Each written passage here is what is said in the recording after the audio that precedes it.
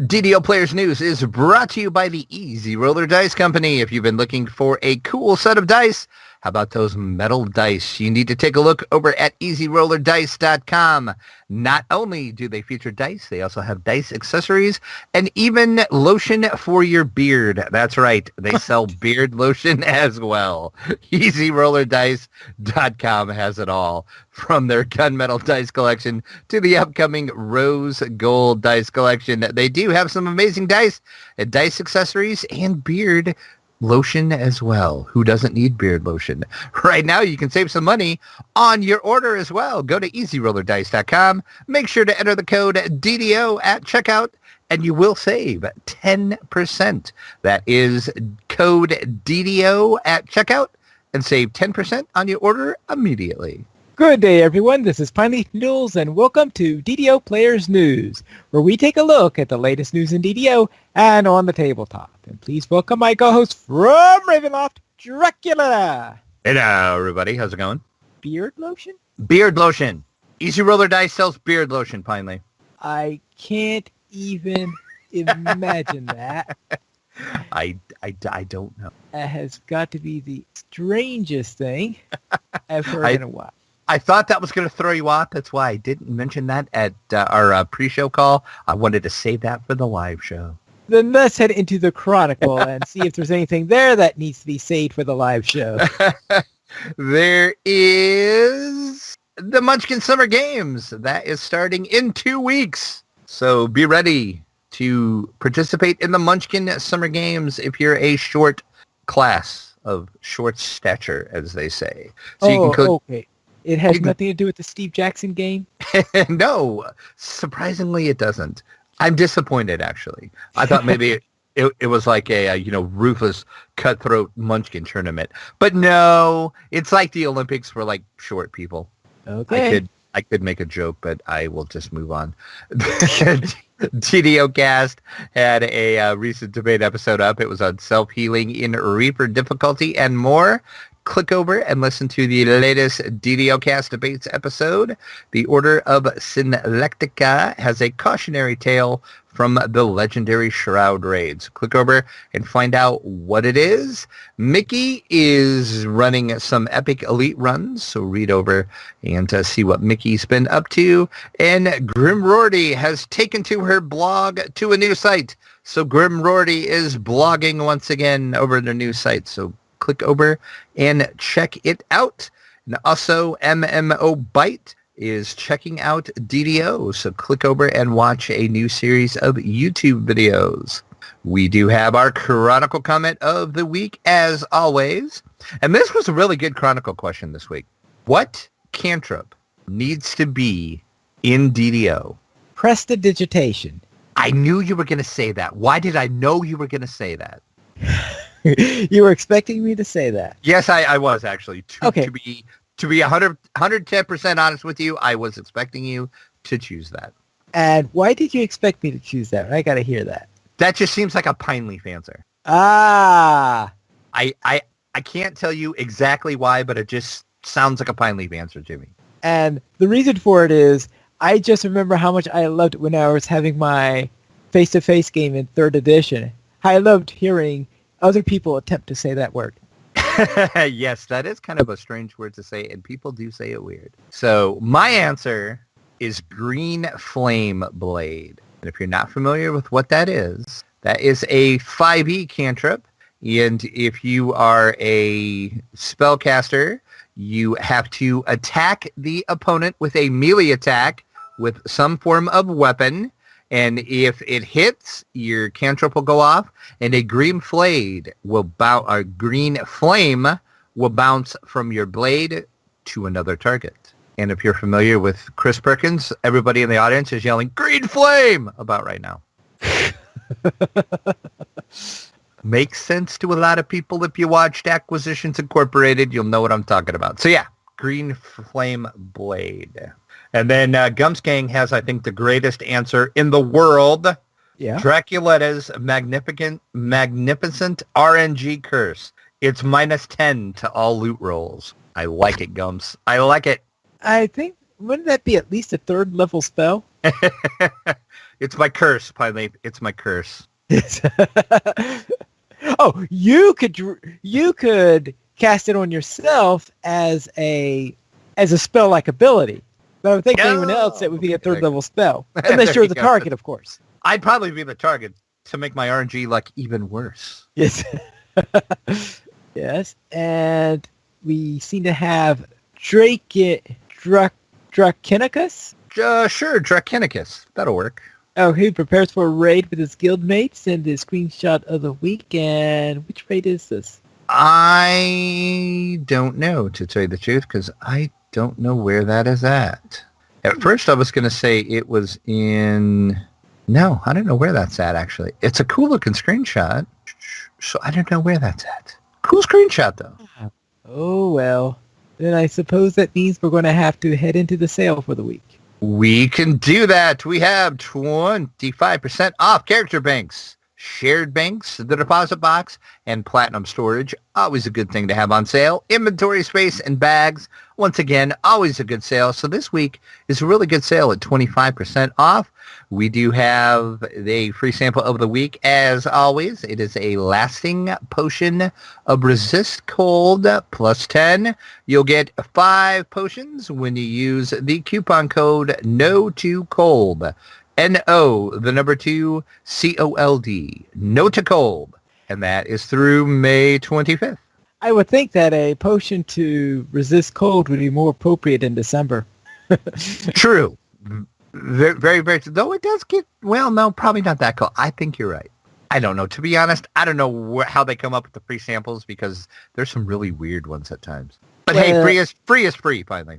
All right. Let's then head into our site news, and we have an update on our GoFundMe for our video camera. We do. We are at 175 of our $400 goal. So almost halfway, not quite halfway yet. Almost half. All right. It looks like we've got a couple of people here who are reluctant to donate. It seems that way because, like I said, if everybody that listens to the show would just donate a few dollars, we would have this. All right. How about this? Okay. For this next week, I mean, from now until we start recording the next episode. Okay, so that will be next Monday night at 8:30 p.m. Eastern Time. So that is May 29th at 8:30 p.m. Eastern. Right. Any donations made by that will be matched by me between now and then. Ooh, okay. So there you go. There's your challenge, people. Right, donate. there's your challenge. Donate. You have a week. And Pine Leaf will match all donations between now and next week. So I'll put that at 150 cap. I was going to say, now, what are you going to do if we get like $1,000? All right. We'll put it at 150 cap for that. Okay. Right. Okay. So up to $150, Pine Leaf is going to match all donations for 1 week. So that is awesome. And that means that if we manage to get 150 in there and I match that, that'll be a total of 300 plus what we got there. That'll be 475, which would be enough for our camera. It would. So there you go. We can do it this week, people. Right. If we can make it happen. And that way, when they give a sticker shock on the taxes, we can also cover that. Exactly. It's like we have to pay what? What? Yes. Fees, taxes, what? Fees, taxes. Yes, all that fun stuff that catches you by surprise. Yes. That's right. So there you go. There's your challenge, folks. Donate this week and Pine Leaf will match, and we can probably get this over with, and you won't have to hear us talk about it anymore. Right. So therefore, let's head into what's coming in from the dungeon, where Mike Merrill's AMA on Reddit. Yes, Mike Merrill's did have a Ask Me Anything over on the 5e subreddit last Monday, and he got a ton of questions. And he was actually pretty forthcoming with some of his answers, too. So it's a pretty long AMA. And what I did on the article I put up over on DDOplayers.com is I just kind of picked and choose some of what I thought were the better questions that were asked. So if you want to read the full thing, I did link the whole AMA in the article. But I just kind of highlighted it over on DDO Players. But I just thought we would talk about a few of these. The most interesting question I think that was asked, and I was really shocked that he answered, was how many people constitute the core/full-time WotC D&D development team? I've gotten the impression it's not a huge group as it was. Curiously, obviously, that number must become much larger when you add in contract/commission folks and support roles. And Mike Merrills answered that question with the D&D creative team is 10 people. So there's 10 people working on D&D full-time creatively at WotC. And of course, like the asker said, that does kind of number does go up if you want to add in, people they contract and do commission work and stuff like that. But so I just thought that was interesting. He actually gave a number because usually, they kind of go, well, we don't talk about internal numbers such as that. I found it interesting when they're asking about potential settings because apparently most of the stuff so far has been Sword Coast area. Yes, they've been really stuck in the Sword Coast. Right. So therefore, on both the questions on other non-Faerun settings and other parts of the realms, the answer is we can't comment on specific stuff at this moment. So that's your stock answer, yeah. That's your stock answer at the moment. But at least that's better than we don't have any plans for it at this time. Right, true. And then the question was asked, 5e seems built to last. Assuming that's correct, what sort of design choices are intended to add to the longevity of the 5th edition? Merle said a few things. Keep mechanical expansion slow and steady. Keep an eye on overall player satisfaction and focus on areas that are proven to be pain points. Build painless upgrades. And if we ever do a 6th edition, my ideal would be the seamless backwards compatibility. I like it. What, in your personal opinion, are the best and worst designed classes in D&D 5e? Best, wizard, super happy with all the subclasses. See no point to think subclass. So it looks like they seem to all be in worse. And worse, it feels like he's dissatisfied with the ranger. They overthought it. Didn't really dig down into the subclasses. Could be more vivid than the core part of the class. So, and apparently he's bugged with a couple things with the warlock also. Yes. And initiative, shockingly. The question was asked a couple times, what is the thing you hate, or I guess not hate about 5th edition, but what rule do you like least in 5th edition? And he said the way initiative works. He hates how initiative is, and he would like to change it. So I thought that was interesting, too. So head over to ddoplayers.com. You can check out the things that I picked out, and then you can also go over and read the full text. I guess I'm so used to thinking how initiative worked in earlier editions. I was saying, what did they change in it? Well, he doesn't like how it's. Let me scroll back up and see exactly what he said about it. He doesn't like that it's cynical, I think is how he put it. Cynical? Yeah, hold on. Or cyclical, is it? Hold on. Oh, cyclical. Initiative. Cyclical, yes, that's it, yes. Yeah. It's kind of, and from further down in the AMA, I should actually pull that question out. He did kind of explain that answer a little more. He basically wants to see it where, are you familiar with Hackmaster, the new version of Hackmaster? I think it's 5e is the new one, or I forgot what version of Hackmaster does their versioning weird, but I think the last version of Hackmaster, I think I have the first edition of Hackmaster. I don't think I've gotten anything in it since then. The way Hackmaster Initiatives works is everybody rolls for their initiative, and then you find your number, and then every X amount of minutes that go by in game, of course, not real time, you can take your turn. So everybody's doing stuff at once, basically, instead of like, okay, person A rolled a 20 on their initiative, person B rolled a 3, all the monsters rolled in between there. So person B is going to be sitting there for upwards of 10, 15 minutes maybe, while everybody else goes and the monsters go, and then he gets to go. So that's what Merles really hates about initiative. He would like to see it where everybody kind of can take actions at once, which... That sounds to me like something that sounds better as an optional rule. Yeah, and he did say he does house rule that, and yeah, I don't know if I would like that, because in Hackmaster it kind of works, but that's because Hackmaster's kind of built around it. But I don't know if that would work in D&D at all. It's just kind of weird to me. But so I just thought that was shocking that he would like to change initiative. So not saying you ever will, but we'll see. I was just remembering in the game Tune where things seem to go around pretty quickly because the rule in Tune is that if you get knocked out, then your character can't do anything for 2 minutes, and it's 2 real-time minutes. And in most games, you can't get all the way around the table in 2 minutes. Wow, yeah, no doubt. That's crazy. And I do have to add this question, and this is the funniest question I have ever seen on an AMA, I think. Okay. And I loved his answer to this. The question was, say you wanted to reboot the movie and our book, Mazes and Monsters. How would you go about doing it? And now, are you familiar with that movie? Really bad, cheesy movie from the 80s. It was like Tom Hanks' first movie. It was basically how D&D is evil. It's a horrible movie. Oh, okay. I think that's probably why I completely... Yeah, it's based on I forgot the name of the kid, but he disappeared from the University of Michigan. Yeah, and I heard that. Yeah.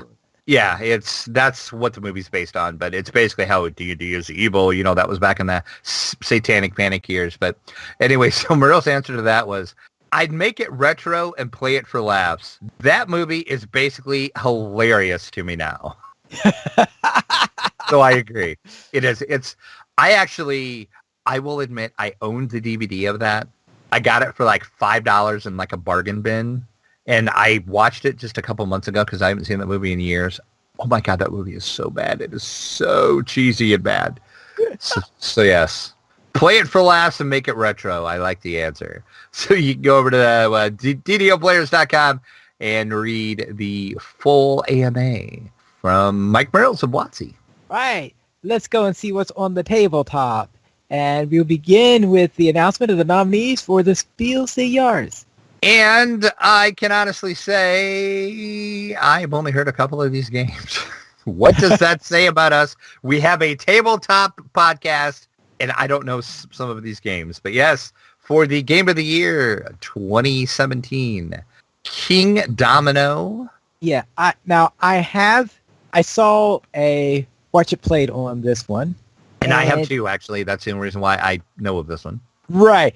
And you can pretty much guess about it by, straight from the name, a kingdom-based domino game. They chose their name wisely. Yes. Also, for Game of the Year is a Magic Maze. No clue what that is. I thought that was just on Kickstarter. Maybe it was. Maybe we talked about it. I don't remember. It doesn't. No, we might not have talked about it. But okay, I've been seeing a lot of ads for it on the Geek, and I thought it was a Kickstarter. Maybe it's not wasn't a Kickstarter thing, because it was Kickstarter that it's unlikely to be up for Game of the Year right now. El Dorado. Sorry. Then again, another game I maybe heard of. I think I did see maybe a Watch It Play on it or something. So yeah. Yeah, I think I might have seen a Rahdo runs through it for it or something like this. It really didn't give a lasting. It might have been Rahdo that I saw. So yeah, so there's the 3 games that are up for the Game of the Year 2017. And I suspect that my guess is that King Domino would be. That's kind of what I'm guessing. So our guesses are locked in stone, so we'll find out. Yeah, we'll hear about it when we are all. July 17th in Berlin is when these are going to be announced. And of course, they also are doing the Children's Game of the Year 2017, which is the Kinderspiel. Okay. That is Captain Silver. Again, never heard of it. Oh, well, let's see. Captain... do they mean as in Long John Silver? Well, from the box, I'm thinking yes, because there's like a pirate. It looks like he's got a hook for a hand. And a parrot up there. Yeah, that sounds like... And a parrot, so yeah. Yeah. It sounds like it. And then we have Ice Cool, which, yay, I was happy to see Ice Cool up there. That is an awesome game. And if you want to know more about that, read our review, because I did review that. I will link that in the show notes in case you missed it. Also, The Mysterious Forest. And I'm saying Ice Cool out of those, but that's just because that's the only one I'm really familiar with. And Ice Cool is a really, really fun game. All right, and it looks like we also have the Kennerspiel, which is the Connoisseur's Enthusiast game, and the first of these is Exit the Pharaoh's Tomb. And I am only familiar with this because a podcast that I listened to, which I cannot remember which podcast off the top of my head, I think it might have been On Board Games maybe, was talking about this game. So I do know about this game. Yeah. Now, the trouble with exit games, of course, is it's something that you don't want to see a let's play for unless you have absolutely no plans to actually play it. So Right. Yep. Thing is more prone to having been ruined by spoilers than just about any other game in the market. And we also very true. Oh, sorry. Go ahead. We have Raiders of the North Sea, which sounds like a Viking game. From the looks of the cover, yes. Yeah. Again. Yes, Raiders of the North Sea and looks of the cover. That two biggest hints you can have. And the third one, which I have been hearing a lot about, is Terraforming Mars. Yeah, exactly. I think everybody that is remotely familiar with the tabletop gaming hobby knows Terraforming Mars because that was a huge, huge hit last year and so far again this year. So, yeah. So there we go. And out of those, I'm going to say Terraforming Mars is going to be the winner. It certainly has a lot more for replayability than Exit does. Yep.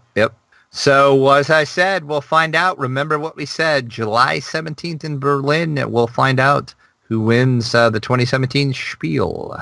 Then let's head into 12 Runs Dungeonland Kickstarter interview with Twisted Brothers Studio.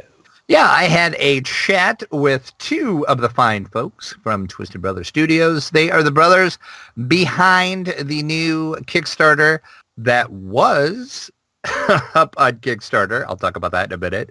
It's based in the 12 Realms series of games. So if you're familiar with those games, it's based in the same universe. This one is a full-on dungeon crawler, though. I had a nice little chat with Nick and Panos. And we talked about the games, some of the game mechanics, some of the creatures that you're going to be fighting. And we talked about the Kickstarter that was running and they were doing really good. And then they canceled the Kickstarter. Oh, did they give a reason for it?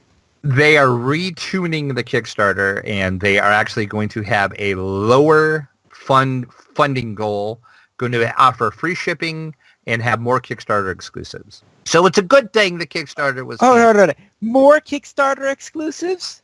Yes. I guess they didn't hear Tom Vassel's list of things they hate that publishers do, and one of those was these Kickstarter exclusives.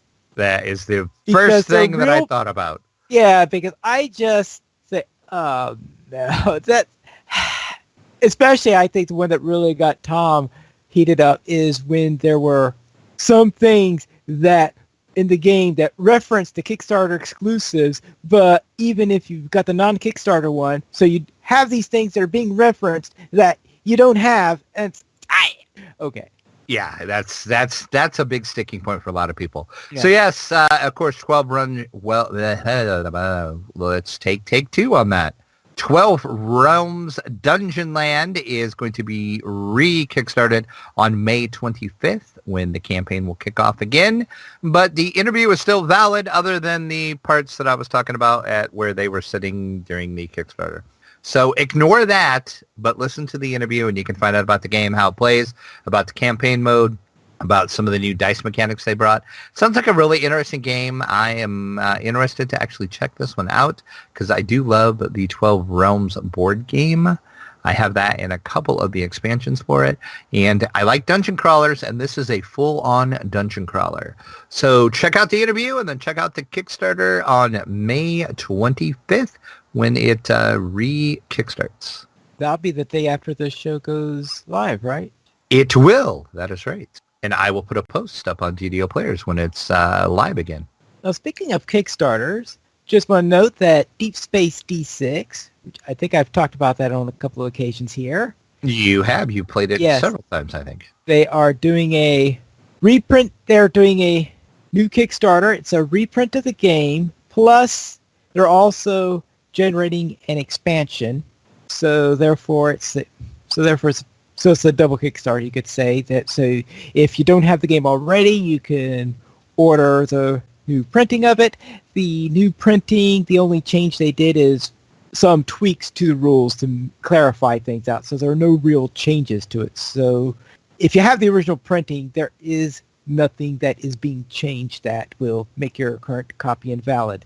It's just clarifying a couple of rules here and there. Plus, they are having an expansion, which is essentially an alternate deck that you could play with, which seems to have a hive that if you let too many enemies out at the same time, they could be a lot more powerful than they are when they first come out. So if you get too far behind, you can get whacked on the head. So that's just gotten onto Kickstarter. They're about halfway through their goal, which isn't too bad considering that they only started the Kickstarter 4 hours ago.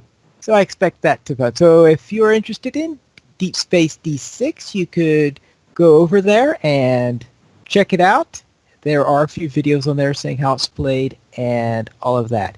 And if you are interested in it and want to actually have a chance to play it, it is available for print and play at the on Board Game Geek, and probably a link also at the Kickstarter page. That seems to be the big thing anymore, is to do, especially for like Kickstarter games, if they can figure out a way to do it, doing like print and play versions so you can kind of get a little taste of it before you actually give them your money, which is not a bad thing that a lot of companies are doing nowadays. Actually, in this case, it's the reason for it is that it was originally created as a print and play. Oh, okay. Well, it was then even that more sense then. Yes, and then there was a lot. Apparently, it did the print and play had a lot of people interested in it, so they decided to do a Kickstarter to create a regular version of the game. In that case, when they did the regular version of the game, they added 3 new ships. That was the main thing they did it, because the print and play version only has one ship, the main ship, but that's my favorite ship anyway, because but they had decided to have some alternate strategies that you might try out. So they had 3 other ships that you could try instead if you wanted some variation on the matter. But essentially it's the same game, except that they have special dice in this one because they have these icons that are associated with whatever task you're doing. It's a worker placement game designed for a single player. I should make that point. It is a single player game. And later this year, though, they are planning Deep Space D6 Armada, which is going to be a 1 to 4 player game. That will be coming out, I think, in a month or two, where they'll have that Kickstarter. So with that out of the way, let's get into our week in gaming. And Drac, what are you up to? Took my level 16 rogue into Evening Star with my friend who is playing a wizard. We did the Mask of Deception. And yes, we did manage to do the exact same thing that you and I did when we did that quest, Pine Leaf. We opened up a door and we're instantly at red dungeon alert, and half the dungeon was descending upon us like a plague of evil people trying to kill us.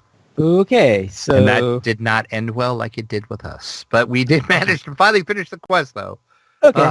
Thanks to a very, very well-placed rare shrine that was just in time before we would rubber band back to our stones, we could make it to the rare shrine. So, yeah, so that means if you get all those hordes after you, you should retreat as fast as possible so you could be within... Yeah, exactly. Remember where that rare shrine is and make sure you're in goal, because, yeah, we were just... Because I told him, I'm like, okay, I'm going to try to run and see if I can hit the shrine. And I just got the message that my soul stone was out of range, and that popped up twice, and usually that's about when you snap back to your stone. And I just hit the shrine, so I was like, okay, we're good. Run here and we'll regroup and try to do this. So we did manage to finish that, but man, that quest is hard. And then we started the Disciples of Shar quest. That is, of course, the one that starts that whole big long chain. So we're going to do that. And then eventually, I'm not sure if we're going to go into Wayloon or not. He's never been into Wayloon, so I guess we'll see. So he doesn't have the Wayloon hatred like you do, but I guess we'll see what happens. And then other than that, I played my level 18 rogue with you, so I'll let you talk about that, as you always do. And then elsewhere in video game land, of course, 7 Days to Die, still playing that. Still over on the multiplayer server with Lessa, Rent, Mythery, Sabajade, and Cad. We decided, okay, when I say we... Some of us decided, I'm not exactly sure whose bright idea this was, that our hotel and our base that we had set up, horde nights are pretty easy anymore, even though we get like 80 to about 160 zombies at a time. It's pretty easy, and we're pretty well stocked, and we have everything we need. So some of us decided, hey, why don't we move clear way over on the far end of the map that we really haven't explored yet, and we'll set up a second base of operations. Well, so we did that, which it's not a bad idea. Yeah, it sounds like having two places to go to is... But we should have thought it out better and not have done that on a horde night. What? Just day 1, not day 7? Yeah, just as we got to the place, we got it all set up, got it semi-fortified, and let me put that in big letters, semi-fortified. We hit day 217, which was our next horde night. And oh my God, this was the craziest of crazy horde nights ever. It was insane. And Lessa was actually twitching at the time, so she put the video up over on her YouTube page, and I'll link this in the show notes. You have to watch this insane horde night video of just zombies. They overran us. They overran our base. They broke down our door. They were inside. There was piles of zombies inside, piles of zombies outside. I ran out of bullets in both my AK-47 and my submachine gun. So I'm up on this little, not even know what to call it. It's like a little raised platform that we built. So I'm standing up there, and I'm like, okay, I have no bullets. What am I going to do? And then I remembered, oh, hey, I have a rocket launcher, and I've got 50 rockets. So I started just lobbing rockets, and I was like blowing zombies up in the air, and I blew a big hole in the ground, and it was just insane. It was the most craziest, insane of horde nights ever. So check that video out. And I said I'll link that, and you can see our craziness that we did there. So we probably should have planned that out better, not have done that on a horde night, but because we were not prepared for that horde night. And oh my God, nobody died though. A couple of us came close. Nobody died. But nobody died. We actually survived the horde. We survived all night without a death. So I think I will chalk that up as a win for us. So watch the video. It's pretty insane. Then the only other thing I did is some tabletop gameplay. I reviewed a new card game, which the review will be up hopefully tomorrow on the site. And it is called Shahrazad. Sure, that's it. I figured you would know it because it is from Alibaba, so that's why the name might sound familiar. From 1001 Nights. Well, yeah. Okay. Yeah, she's the main character there. And this is a card game that is a tile-laying game, basically, at its heart. It's for 1 or 2 players only. And the purpose of the game is you are trying to tell a story for the king, and you have to impress the king with your story. And you do that by laying down the cards, which are actually tiles. Therefore, it's a tile-laying game, but it's a card game. It's kind of cool. And you have to hope that your story will impress the king as it's done. And as I said, it's a 1 or 2 player game only. So that's kind of interesting. So look for that review hopefully tomorrow, which will be Tuesday the 23rd for those listening live. If you're listening to the podcast version of this, it's probably already up on the site because I should have it up and ready to go. So look for that review soon. So how about you, Pine Leaf? What were you up to? I'm just thinking the consequences of not impressing the king. Bad things happen, Pine Leaf. Bad usually you'll lose your head if you... Yep, pretty much. Pretty much, yeah. Very well, let's go into my week, and we will begin with what I did with you, with my gnome warlock and your gnome rogue. Level 18, we went into the 12 and did acute delirium and terminal delirium. So things were quite delirious. They were, and I know I have done... Well, now I'm getting the quest confused. Terminal, now I'm getting... one of those quests I've done before, and the other I have not done. Well, we did acute delirium, because that's the one we did together. Okay. That's our previous characters. Okay, so it's terminal is the one that I have never done before. And that was a really odd, fun quest. And I cannot believe because I've heard people talk about that quest before. And once we actually got into it and we figured out what we had to do, I'm like, oh, yeah, this is the quest that everybody talks about. Why have I never done this quest before? I guess I haven't been hearing all the talk about it. So. And I'm thinking, why did we skip this quest? Because we were doing all those quests in that level range. So I'm not quite sure why we skipped that one. Because like you said, we did acute. So why didn't we go on and do terminal? But anyway, so yeah. Interesting quest to say the least. Then on my favored soul, I went into the steam tunnels for Chanticleer. Did the full series on that. The Sacred Helm, Blockade, Caverns, and Halls. And Caverns was posted on my YouTube channel, and I will be posting Halls next week on that. So that's what my Dragonborn was up to. Then on my Monk, I went back into the Sands and completed quite a number. I finished the 750 level on the Knolls. There are Knolls all over the place in there.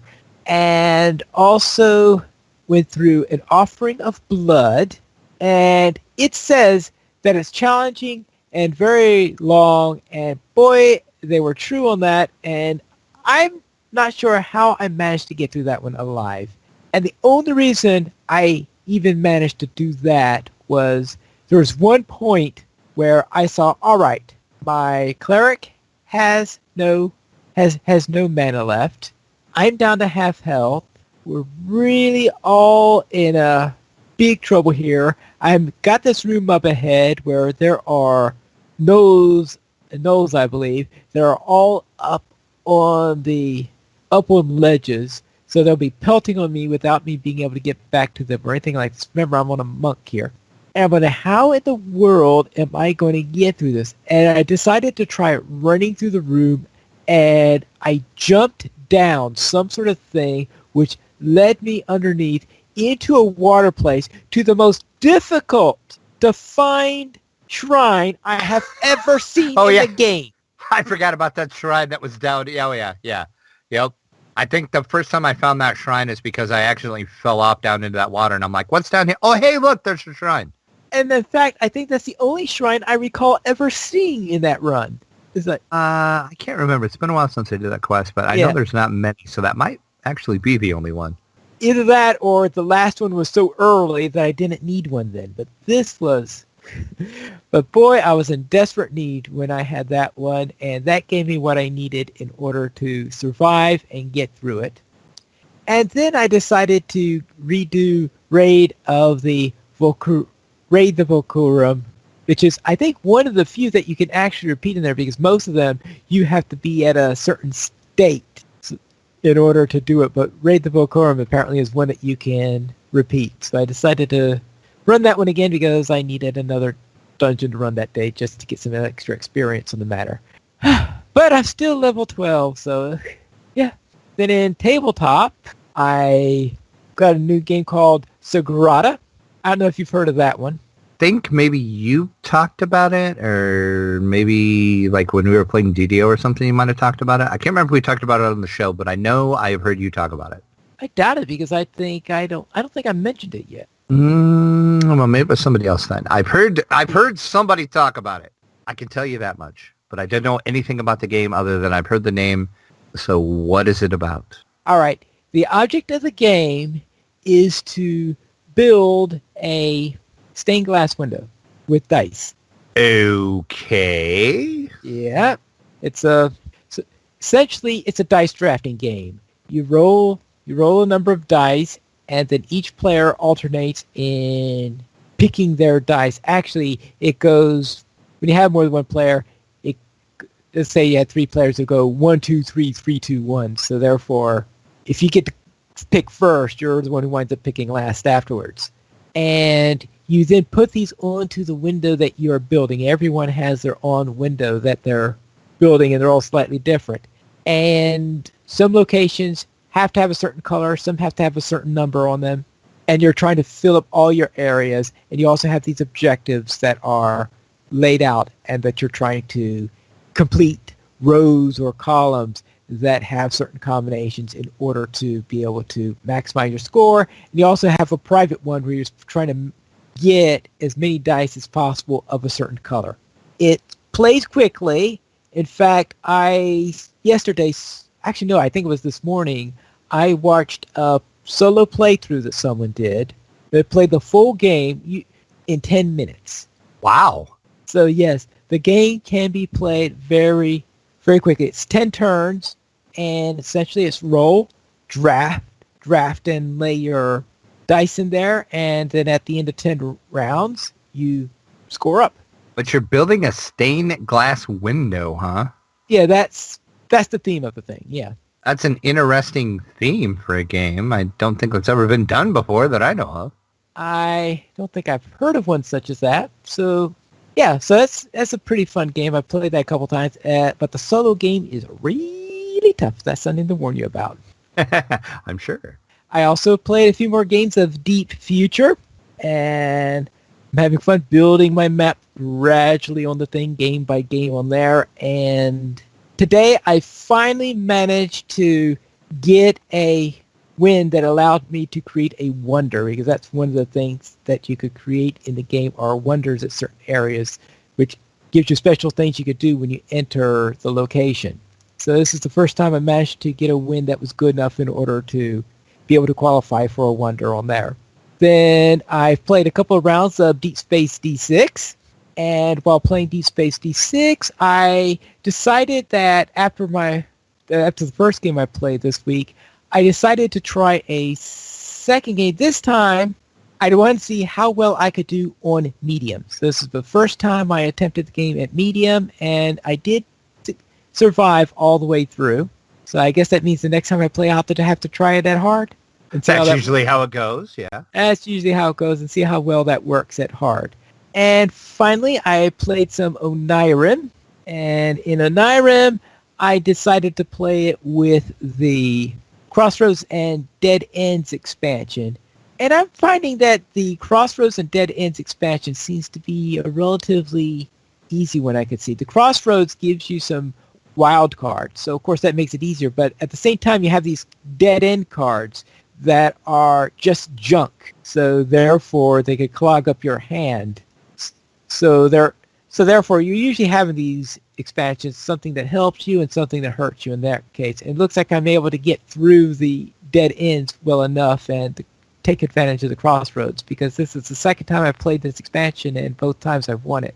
And there are some expansions on there where I don't know, I can't even begin to get through it. And that's what I've been up to. And of course, remember, concerning Deep Space D6, Kickstarter for a reprint if you're interested in that game.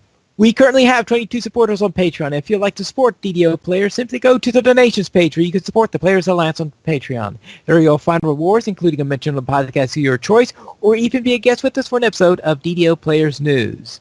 And you can also donate to our GoFundMe, and we are looking for a new video camera so that we could have it for recording things at Gen Con, which is coming up in August, I believe, right? It is coming up quickly. And remember, until we start recording our next show on next Monday, I will be matching any donations that are made between now and then up to $150. This week, we did not receive any emails, but if you'd like to send us one, you can send it to podcast@ddoplayers.com. You can also follow us on Twitter, the Players Alliance, @PlayersAlly, DDO Players, @DDO Players, Draculetta, @Draculetta_72, and Pineleaf, @Pineleaf Needles. The Players Alliance has 4 live shows there every Monday at 8:30 p.m. U.S. Eastern Time. We have DDO Players News. On the first and third Friday at 11 p.m. U.S. Eastern Time, we have XP Quest. On the last Friday of each month at 8:30 p.m. U.S. Eastern Time, we have Locho Academy After School. And every Saturday at 8:30 p.m. U.S. Eastern Time, we have Locho Players News. You join us for our live shows at ddoplayers.com/live. And don't forget to visit our sponsor, Easy Roller Dice Company. And if you've been looking for some cool dice, especially metal dice, you need to take a look at easyrollerdice.com and check them out. From their gunmetal dice collection to shave oil and their upcoming Rose dice collecting game, they have some amazing, actually it's beard oil, not shave oil. Say it's beard oil now. Beard oil, yes. Also, right now you could save some money on your dice too. Go to easyrollerdice.com and make sure you enter the code DDO at checkout to save 10% immediately. And that's all for tonight, and this is Pineleaf Needles reminding you to quest responsibly.